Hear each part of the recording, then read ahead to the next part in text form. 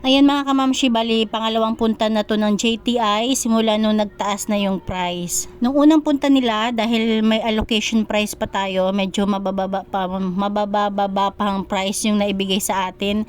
Tapos ngayon, ine-expect ko yung new price na. At totoo naman talaga, new price na yung naibigay na sigarilyo sa atin ngayon. Pero ang nakakatuwa is meron na uling free. Kung nung nakaraan, bago magmahal, nakakatanggap ako ng 20 pieces na sardines, tapos dalawang tay ng Copico Blanca. Tapos nung last nilang punta, wala tayong natanggap na free, pero may allocation price naman, kaya kahit papano is mababa yung bigay sa atin. Tapos ngayon, meron na uling free. Yun nga lang, new price na, medyo mataas na yung presyo. Pero ganun talagang buhay, tumataas ng tumataas ang bilihin. Tayo na lang talaga ang hindi tumataas. Charot.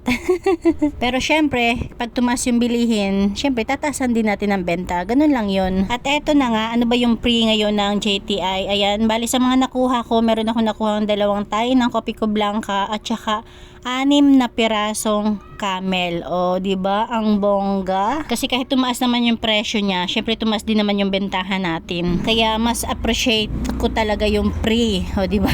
6 na camel, tapos dalawang tay ng Copico Blanca. San ka pa? Kapag naibenta ko yan, magkano rin ang tutubuin natin? Nasa, siguro nasa 1K din. O, ha? Yun nga lang talaga, medyo mataas yung ating babayaran next na balik ng JTI. Nako, baka pag next na balik nila, magkumahog na naman ako nito kung saan ako kukuha ng pambayad. Kasi hindi pa talaga kaya ng tindahan ko na i-separate yung benta ng sigarilyo na hindi talaga gagalawin. Talagang nagagalaw at nagagalaw. Syempre habang nandyan yung benta, nagagamit namin sa ibang paninda or bayarin, di ba? Ganun lang yun. Kasi nga paikot-ikot lang. Hindi ko pa kaya na halimbawa sigarilyo lang talaga, alak lang talaga, o bigas lang talaga. Hindi pa. Siguro darating panahon sana kaya na namin ng ganon, di ba? Kasi pag once na ganon na, ibig sabihin lumago na yung tindahan namin. Pero hanggat talagang parang nararamdaman ko na paikot-ikot lang yung benta rito, hindi pa talaga kami nasa pinaka highest to the level.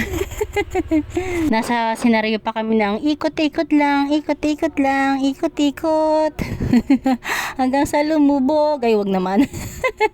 Okay na, paikot-ikot, wag lang lumubog. Ay nako, thank you for watching. God bless you all and Jesus loves you.